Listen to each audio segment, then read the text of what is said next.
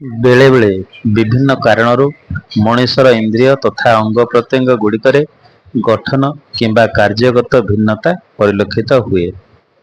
केतेक क्षेत्र में यही भिन्नता व्यक्ति को निज निजर का निर्दिष्ट कार्य संपादन रे समस्या उपजाई थाए। यही अवस्था को भिन्नक्षमता और व्यक्ति को भिन्नक्षम बोली कहा जाए। भिन्नक्षम निमते भिन्नक्षम अधिकार अधिनियम 2016 अनुसार 21 प्रकार भिन्नक्षमता को अंतर्भुक्त करा जायछि। सेगुड़िक है इंद्रियगत अनुसार एक रे दृष्टि शक्ति बाधित बा ब्लाइंडनेस, 2 रे स्वल्प शक्ति संपन्न लो विजन, 3 रे श्रवण बाधित hearing impaired deep and hard of hearing, 4 रे कुष्ठ आरोग्य व्यक्ति लेपर्सी क्योर्ड पर्सन। शारीरिक अनुसार 5 नंबर है चलन बाधित लोकोमोटर डिजाबिलिटी, 6 है बामन बा ड्वार्फिज्म। मानसिक स्थिति को देखी सी भी पुणी केते प्रकार डिजाबल को भाग करा जायछि। जेमति कि 7 नंबर आसला बौद्धिक बाधित इंटेलेक्चुअल डिजाबिलिटी, 8 नंबर आसला मानसिक असुस्थता मेंटल इलनेस, 9 नंबर आसला स्वप्रणयता ऑटिज्म स्पेक्ट्रम डिजॉर्डर, 10 नंबर आसला मस्तिष्क पक्षाघात बा सेरेब्रल पालिसी।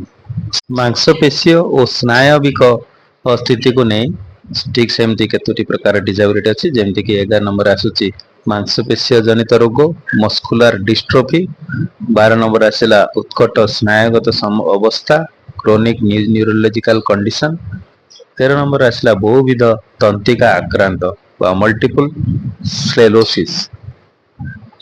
सेमती शैक्षिक दृष्टि 14 नंबर है निर्दिष्ट शिक्षण बाधकता स्पेसिफिक लर्निंग डिजाबिलिटी, 15 आसला बाक और शक्ति संबंधी बाधकता। सेमती रक्त को रक्त संबंधी केतोटी डिजाबिलिटी जेमती कि 16 नंबर आसला रक्तहीनता थैलासेमिया, 17 है अत्यधिक रक्तस्राव जनित हेमोफिलिया, 18 है रक्त शिकुड़ी रक्तहीनता बा सिकल सेल। अन्य डिजाबिलिटी भितर आसला 19 नंबर रे बहुविध बाधकता बा multiple disability including deep blindness, 20 रे आसला एसिड आक्रांत क्षतिग्रस्त एसिड अटैक विक्टिम, 21 रे पार्किंसन रोग व्याधि। मु भावुची यही जो 21 टी प्रकार डिजाबिलिटी आपण माने ना अनुसार आपण किछटा धारणा पाइथिबे बोली मोर आशा। धन्यवाद।